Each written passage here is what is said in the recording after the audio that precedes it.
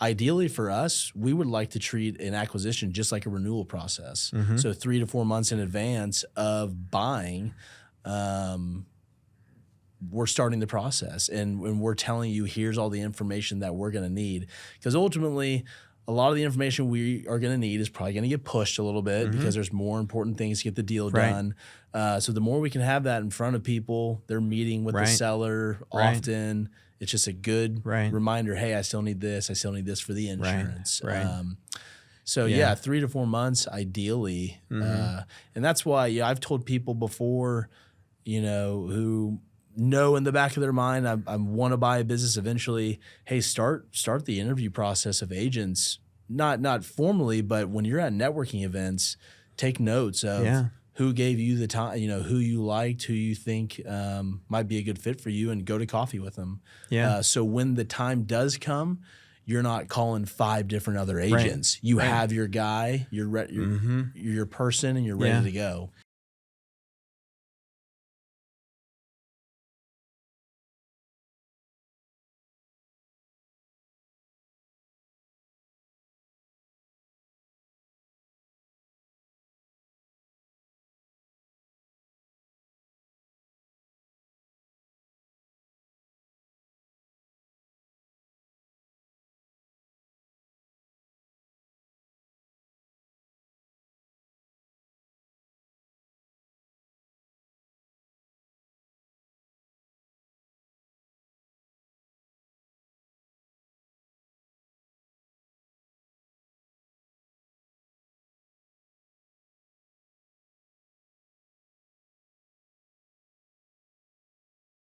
Ideally for us, we would like to treat an acquisition just like a renewal process. So 3 to 4 months in advance of buying, we're starting the process and we're telling you, here's all the information that we're going to need. Because ultimately, a lot of the information we are going to need is probably going to get pushed a little bit because there's more important things to get the deal done.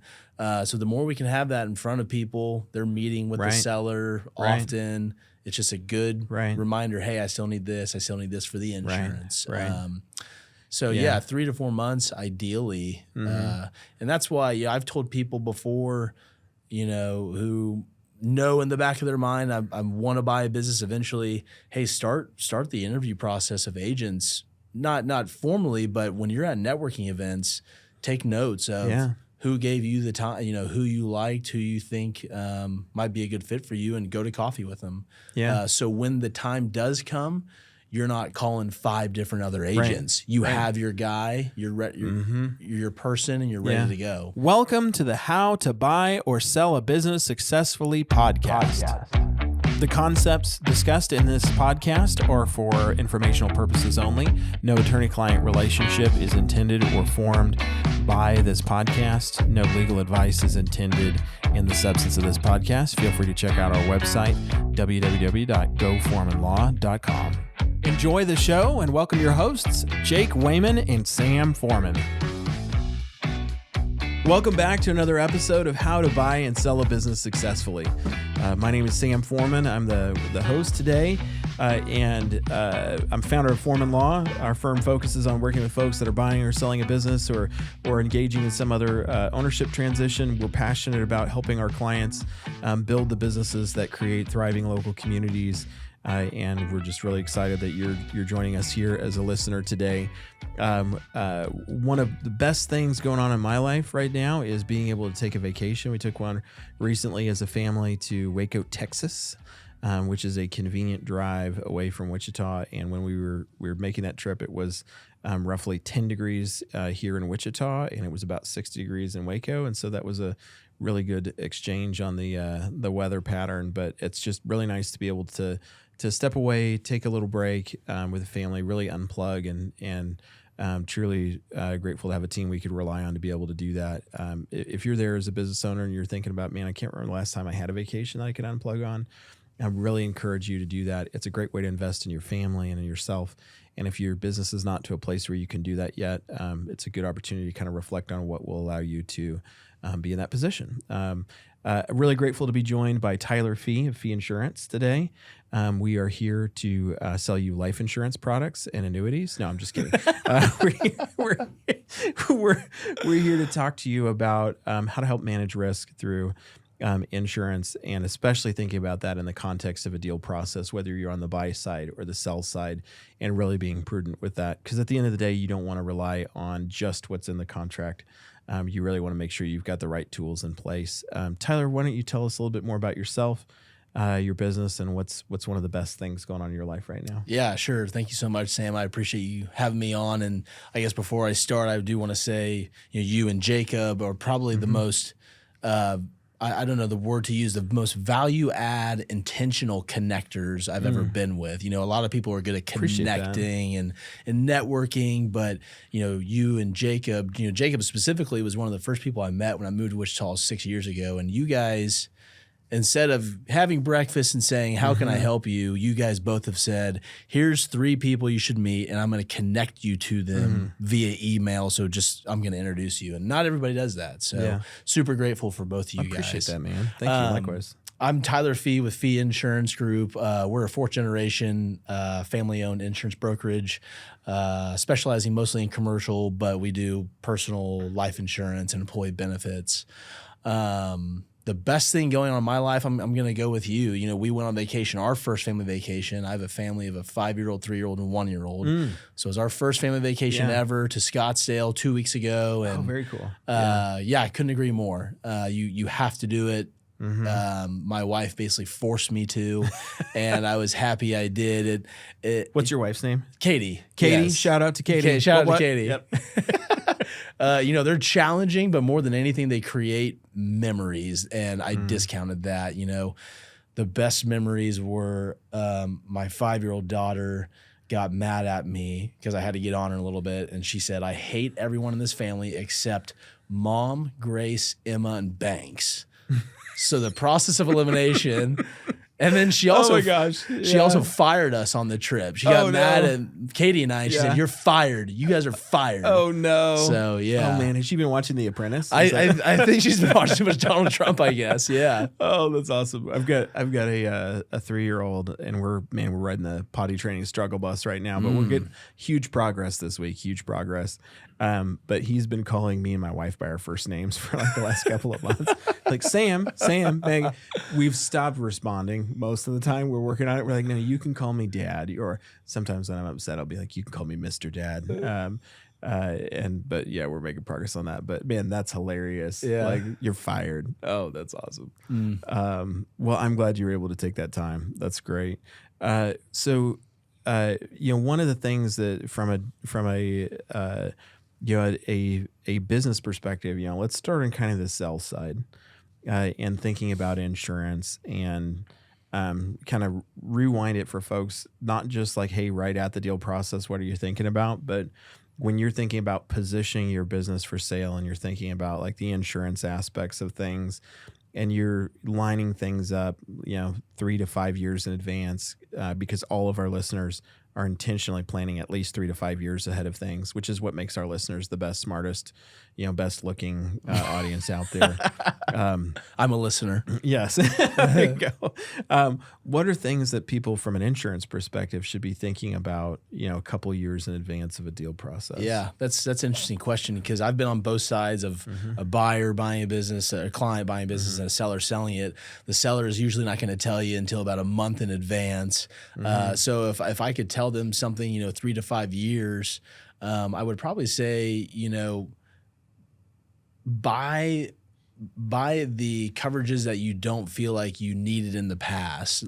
So like, the one that we'll probably get into more, like employment practices liability, the one that might have some tail on it, right? So, or professional liability if your line of work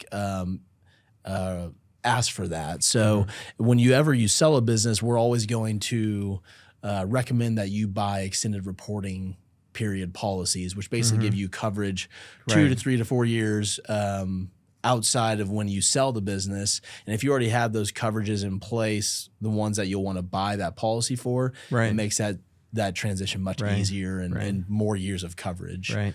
And what happens if somebody is coming to you like 30 days in advance saying, hey, guess what? I'm under contract and I'm closing. Is that something where they can still get that coverage in place at that point, or is that ship kind of sailed? They can. It's just a little bit more paperwork on their end, and insurance is not one of the last things they want to be thinking about when they're having many more documents. So it's just one more hurdle for them. It might be a little bit more expensive if they didn't have the coverage already. Tougher to place because they didn't already have the coverage. So just more challenging. Yeah. So if they're getting that in place, that 30 days before closing, for example, and it's an asset sale, maybe, is that something where that tail coverage is still going to, kind of apply as long as they've still had that policy in place, of course, to something that happened a couple of years ago, or is it really just going to apply from the tail perspective on things that happen after they get that in place? It would be a claims made policy, and the claims made policy would have a retroactive date, and that retroactive date, depending on what the insurance company allows you to use or what you had on the policy before you sold, it'll go back to that time period. So if I've had an employment practices policy since 2010, my tail coverage I buy will cover me for any claim back to that time. So no, that's terrific. That's why,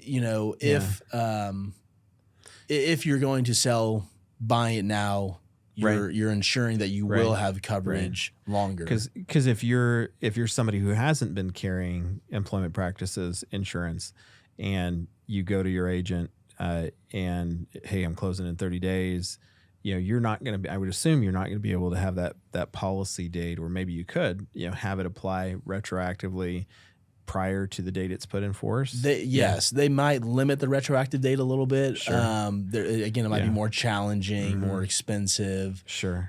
More questions being asked, that type of thing. Right. So you do have options. Even if it's late, and you're on the 5-yard line and you can kind of see the end zone ahead, you still should, have that conversation. But don't wait.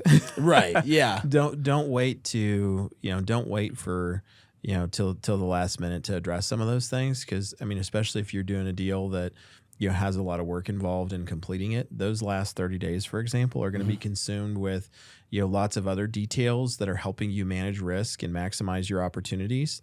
And in order to focus on what's now going to be a more complicated insurance discussion and process, you've got to take your time and attention off of some of those other things and put it onto an insurance process that's going to be very important, very high value for you. But you now have less time to focus on other things. And it's something to take into consideration with the sale price, right? I've had sellers who at the 11th hour got their premium for their discontinued products policy or their tail coverage that the buyer required, and they were very frustrated with the cost. Right. It would have been nice to know that, further in advance, so I can maybe build that in to the valuation or the price, what have you. So yeah, because when you think about from a macro trend standpoint, are insurance premiums going down or going up? No comment. They're certainly, last year was a really difficult year from an insurance premium standpoint. Yeah. This year we're seeing a little bit of softening. However, the property market was really in a hardened state, and it still kind of is. Yeah. Now we're seeing more of a casualty market starting to harden for sure. Yeah, no, that's helpful. So for folks, when you're thinking about the planning and all of that, your buyer, especially if you're on the sell side, your buyer is going to care a lot about what's going to happen to their financial model, after closing. And if you haven't been carrying the insurance that a buyer would want to have in place, that can sometimes significantly impact, what their expense structure is going to look like, and that could impact your purchase price, just as you said. Absolutely. You tack on, a $10,000-$20,000 premium on something, and you've got a 5x multiple.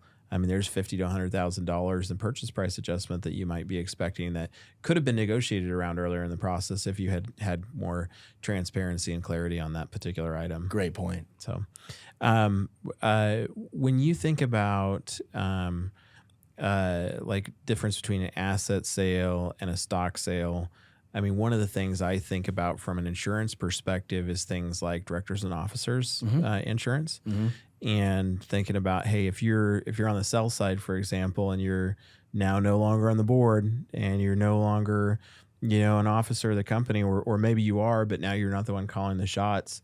What happens when there's a claim that occurs, and how do those policies work after the deal gets done in a stock deal? Yeah, it's a excuse me.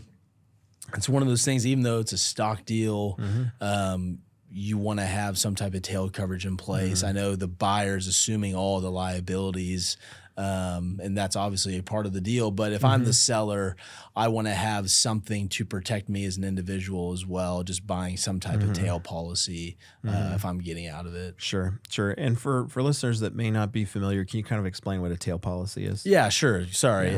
It covers your tail. And I mentioned extended reporting period policy earlier. They're the same thing. So I buy coverage for, generally speaking, 2 to 4 years after I sell. So if any claim occurs in the 2 to 4 years after I sell, there we go, I have coverage back to whatever that retroactive date is that I previously mentioned. Yeah, no, that's great. What are some of the things that, when you're talking to folks about, hey, do you have the right insurance in place for your business? What are some examples of some of the types of coverage that you'll talk to folks about as they think about managing their risk? Let's say it's a manufacturing company, for example. Well, and are you talking on the buy sell or just in general? Yeah, let's talk about just in general as they're thinking about running their business. Sure. Yeah. I mean, I think, the general ones are property, general liability, auto, workers' compensation. The real hot items would be cyber, right? Employment practices liability, professional liability if it calls for it from a manufacturer's perspective. You could have manufacturer's errors and omission coverage. You mentioned directors and officers earlier. A lot of people think I have to be a public company to have that, or a nonprofit. That's not always the case. Right. So in your larger organizations, that's something you might look at. Crime coverage, fiduciary liability, inland marine to cover the equipment that you're moving in transit. So and whenever someone is buying a business, we try to re-underwrite the risk just like we would on a renewal cycle for all of our clients. So. Yeah. No, that's terrific. Let's kind of shift to the buy side of things. When you're talking to a client that's looking at buying a business and they're, handing you the existing coverage and saying, hey, help me understand what's in place, where are the gaps? What are things that you're usually looking for in that process? Yeah, I think we're reviewing every policy, from the property policy, is the building adequately valued? If you're buying that real estate, what are they insuring it for? What's the rate of insurance look like? You mentioned earlier, hey, the buyer or the seller might not have some coverages that we think you need to have, like cyber, like employment practices. So you're looking at the insurance line item on the P&L. Well, that's being discounted a little bit, right? Because they don't have the robust coverage we think you need to have. We want to review the loss history. That's super important, especially in a stock sale, because you're going to be assuming all of those liabilities. But even in an asset sale, the insurance company is going to ask for, if you're going to run the business like the current owners are, which most likely you are, unless you're just buying the real estate and completely reorganizing the business, the insurance companies are going to want to see, hey, what's their past loss history look like? And that can drastically affect the next 3 years of what your premiums are going to do. So, I mean, every policy is very important to review, because they may be rated incorrectly. The rating exposure basis that the current owner is using may be too low, and their premiums are lower. It's going to result in a huge audit. They might have been doing that to kind of show the premium amount on the P&L to be lower than it actually is going to be when all said and done. So there's a number of different things we can look at when we're reviewing but we want to review every single policy, not just the ones that have some type of tail exposure. No, that's great. What are some of the things that you've run into when folks have a hard time kind of putting the right coverage in place that might be an obstacle for them, or they can get it, but it's going to be grossly expensive, and it might relate to the underlying business, and these are things that, if you're involved early enough in the process, you can help them quantify and understand, and on the buy side, factor that into their cost model and all that other stuff. Yeah, at the end of the day, it's a total risk tolerance, right? But the more time we have, we're a broker, so we have the ability to find many different insurance options for people to place coverage or alternative methods of insurance. So the more time we have, the better we can operate in finding the most competitively priced but best coverage option for somebody. Right. So yeah, it all comes down to a risk tolerance thing for the customer and what they're willing to take on, because insurance is transferring risk. You can address risk in many ways. I can either transfer it to the insurance company, I can retain it. There's so many different ways you can address risk. Yeah. And you and I were talking a little bit before this episode about, when you're, whether you're on the sell side or the buy side, you want to have a really good purchase agreement in place. But at the end of the day, you don't want to just rely on the purchase agreement, because if you're relying on the purchase agreement, you're probably looking at the other party as more or less being your insurer. and that's probably a more expensive and less predictable fight than having the right kind of insurance in place, which on some things you can do. Obviously, you can't insure every risk that's involved, but if you can get the right stuff in place, that could be a big help. And I think it's important too. A lot of people are in the space of, I want to buy a company, but insurance varies not only cost wise, but also what's expected from you to invest your time into. It varies so much industry by industry. So for instance, you mentioned a manufacturer, depending on how hazardous the product is, the insurance can be a really easy factor to deal with. Or if the product is super hazardous, you're going to have to put a lot more time and effort and resources into your quality control. Trucking, for instance. If I'm looking at buying a trucking company, that's totally different. So much more expectations, so many more different auto filings that I'm going to have to understand. The insurance companies are going to expect a lot more risk management on my end. So that's going to take time, human capital that I wasn't aware of when I was looking at this nice, shiny company that I want to buy that's got a good multiple. Jake and Sam here. Thank you for joining us. If you find this content helpful, please like, subscribe, share it with a friend, and especially leave us a 5-star review on Spotify or iTunes. It really helps us out a lot. Yeah, 1 star, it's on Sam. Yeah, it's definitely on me.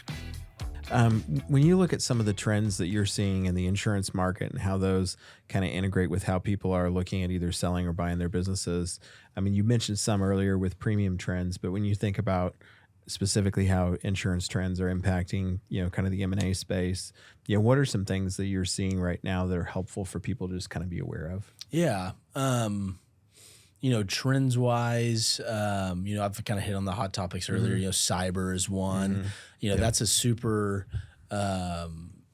interesting one, because that can have a long life on a claim. I could be buying a company right now that their system's breached and they have no clue, and I buy it, and the cyber terrorist now holds my money for ransom because they're in my system that I was unaware of. Right. So that's a big one. As far as trends go within the insurance space, I wouldn't say there's much trends besides kind of the hot insurance topics that we've discussed, like cyber, D&O, EPLI, that pollution. You mentioned that earlier. We had a customer who they had an underground storage tank that they didn't want. The buyer was going to get rid of it. They used it to as a generator of power, a source of power energy within their company. Buyer wasn't going to use it anymore, so they were going to take it out. The seller didn't want a pollution liability issue after they sold the company. So they bought a pollution an extended reporting policy for pollution liability. So every case is different. Yeah. There's not really a general trend as far as Yeah. insurance goes, I would say. Yeah, no, that's helpful. That's helpful. When people are looking at getting into the deal process, on the buy side especially, and they're building their team, we always encourage them to make sure they've got a good insurance agent in place. When you think about, obviously your firm, of course, but when you think about some of the things that folks can be looking for as they're trying to find the right partner on their team, what are some of the things that you think it's helpful for people to look at in terms of, picking a good partner on the insurance side of things? Yeah, it's a really good question. I would say someone that's in it for them, right? I mean, so someone that they trust, Right. There's a lot of different brokers out there. A lot of them can do really similar things. Who do you trust? Who do you feel like fits who you are the most? A lot of industries are kind of niche focused. I mentioned trucking earlier. Not all agents might do trucking. That's just one example. So you want to be with someone that really knows your industry. And it comes down to really what's important to you, right? I mean, do you want someone that's local? Do you want someone that's privately held, publicly held brokerage? So there's a number of different factors, but I'd say the person that you feel most comfortable with working with, and then also knowing your business. Yeah. Yeah. And being able to handle it, Yeah.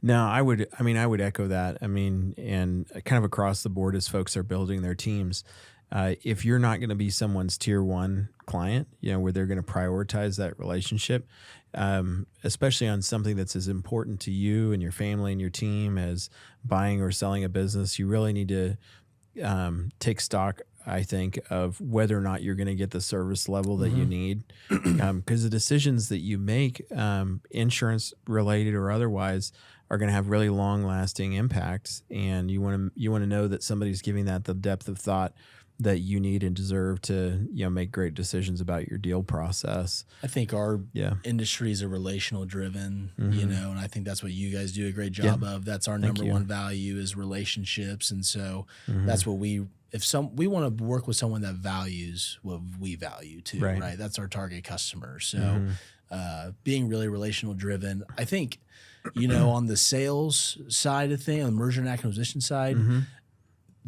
everyone can take shortcuts too, right? And I would certainly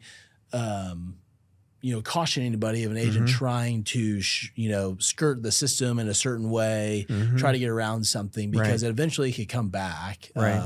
So someone with high integrity as well. Right. No, that's great advice. I mean, when you look at, let's say you're on the buy side of things, and somebody's looking at the policies, they're going to talk to you about, hey, do I have the right kind of coverage in place? Am I protecting myself appropriately? Beyond just having the right coverage in place, especially on something as significant as buying a business, I think people always need to think about that deeper level of question of, hey, is the coverage actually going to take care of me after closing? And what are some things that like a seller might have done that could impact or limit the availability of coverage, even if it's something that would normally be within the scope of the policy? Yeah, that's a great question. There's always ways to make a policy cheaper with worse coverage, right? So specific exclusions on a property policy. If I'm a buyer and I look at your policy and I say, I just want exactly what they have, the price looks good, it fits my model to make the numbers work. Yeah, you could be severely limiting yourself from a property claim. There might be an exclusion on the roof or a large deductible you run aware of. There's exclusions that really exist on the general liability policy as well that you might not be aware of. Really anything. So I would encourage people not to just pay attention to the price. That's hard to do when you're wanting to make the numbers work, but really understand what the policy is. And then also, like I said earlier, what the current loss history is, what the claims history looks like, because that might not affect you in year one, but years 2, 3, 4, it very well could, specifically on like the workers' compensation side of things. Yeah. And I would assume kind of asking some of those questions about, hey, how has insurance coverage changed over the last couple of years? Yeah. Because you might run into a scenario where somebody's premiums have been going up, and so in order to manage their costs, maybe they've been cutting coverage. And so you might look at a business that has had adequate protection for something in the past, Right. but now has kind of skinny down their coverage to manage costs, and they may not have the same level of protection that they used to, and that Right. could be, so that may not give you an accurate reflection of what their experience is going to be like. Your experience is going to be like moving forward based on just their traditional risk history. That's a great point. Yeah. I mean, we have people looking to cut costs, cut coverages, and sometimes that is eliminating a line Right. of coverage like pollution, right? So make sure you're looking at the most accurate and current policies when you are evaluating the program. Yeah, no, that's good.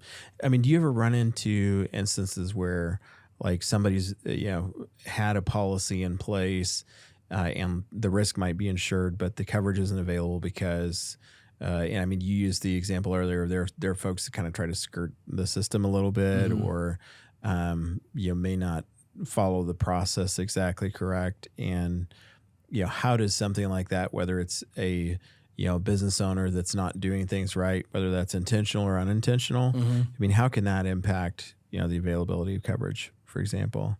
Yeah, I mean, greatly. I mean, hopefully you would want, as the agent, it's our job to advocate for our customer to our underwriters and properly communicate the story and why an underwriter will want to take on this risk. And if it's a former seller that did these things, an underwriter may have a really bad view of that business because of how the previous owner treated it. So with a new owner coming in, you want to obviously point out those pitfalls to them, why we're not going to do it this way. And it's on us to communicate to our underwriters, to these other insurance companies, that it's a new owner. Here's how the business will be ran.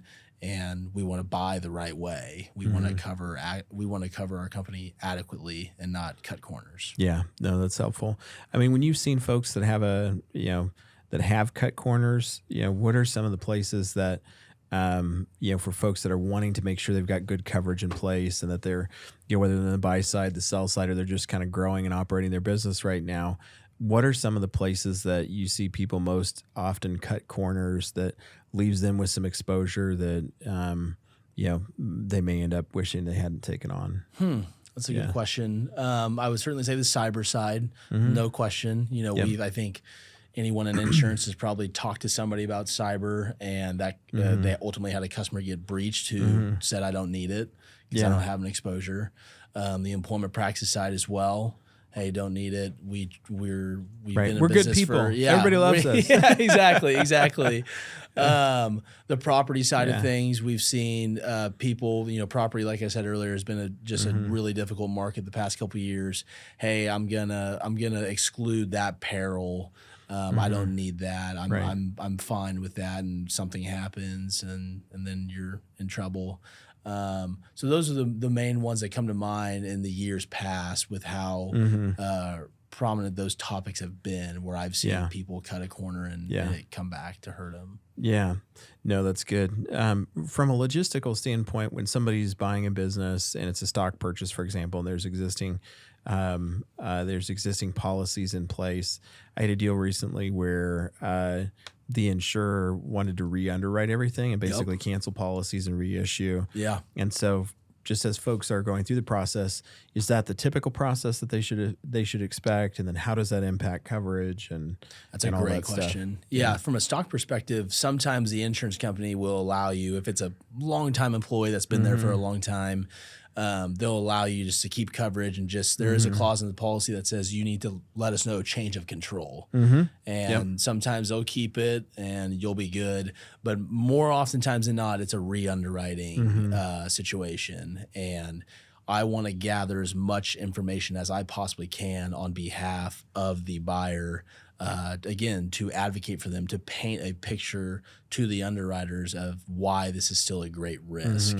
Some pitfalls, the buyer or the seller may have been with the same insurance company for years, and they might have a sweetheart, let's say grandfather deal, right, where the price is really good, the coverages are great, the deductible structure is great, it's really just never been touched, and now something happens, so we're having to re-underwrite the risk, and now you're going to see all terms come up to what the market actually is, and price will drastically change. So I have seen that.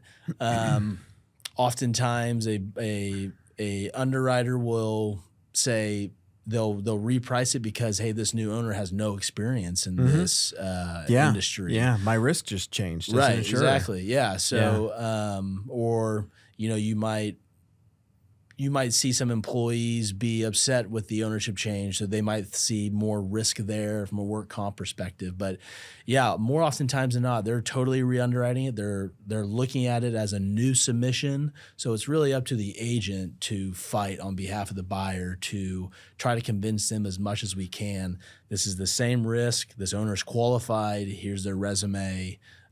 Please price accordingly. Yeah. Yeah. And we have been successful in that really with every acquisition that I could think of when we're on the buyer side. I would think it would have to be a pretty drastic change in ownership or within the structure of the company. And that's something that's really important when you're buying a company. You want to understand what the risk management culture is. Hey, do they have quality control? Do they have a disaster recovery plan? What's their safety? Workbook look like? What's their employee handbook look like? Because if that's lacking, you might start seeing some claims after you buy the business because the risk management culture is bad. And you need to know that that's going to be a lot of time and capital on your end to implement those things. So there's a lot of hidden costs, or not a lot, but there can be some hidden costs on the insurance side as far as bringing your risk management culture up to what it needs to be. Yeah, no, I mean, those are great observations. And to kind of beat the drum again on, time is your friend if you use it wisely. If you get out in front of that stuff, on the buy side, and you're working with a good agent who's going to advocate for you and help you understand this stuff, you can do a lot with that information early enough in the process. You can factor it into your business model, factor it into your pricing. But if you get that quote and that assessment, 3 days before closing, man, that's a lot more difficult or expensive to go back to the seller and be like, hey, my premiums are going to be, $120,000 more a year than yours. And I'd like to factor that into our pricing structure on our 7X multiple. Right. Exactly. And there's a lot that you'll want to, that the buyer will need to know about the business before they close is specifically property. That's again, we've talked a lot about that, but the big question from all insurance companies right now is what updates have been done to the building. When's the last time the roof was replaced, electrical, plumbing. So those are things you really want to know. And again, going back to the loss history, I've seen that negatively affect the buyer in years 2, 3, 4, after the fact. Yeah. Let's say somebody's coming to you with a business that's, say it's a $10 million a year revenue business, and they've got 50 employees, and they're getting ready to do a deal on the buy side. How much time do you need to really help them make sure that they're in good position on insurance? It's a great question. Yeah. We That's why I start. asked it. I told myself I'm not going to say that after every question, right?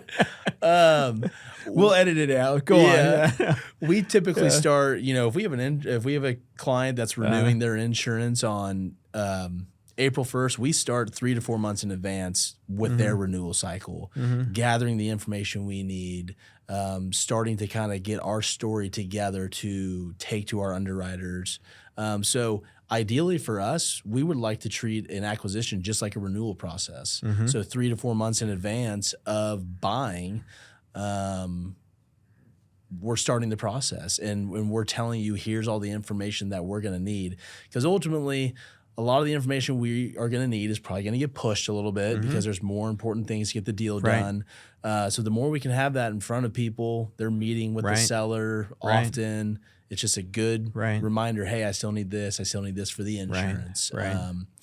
So 3 to 4 months ideally. And that's why I've told people before, who know in the back of their mind, I want to buy a business eventually. Hey, start the interview process of agents, not formally, but when you're at networking events, take notes of who gave you the time, who you liked, who you think might be a good fit for you, and go to coffee with them.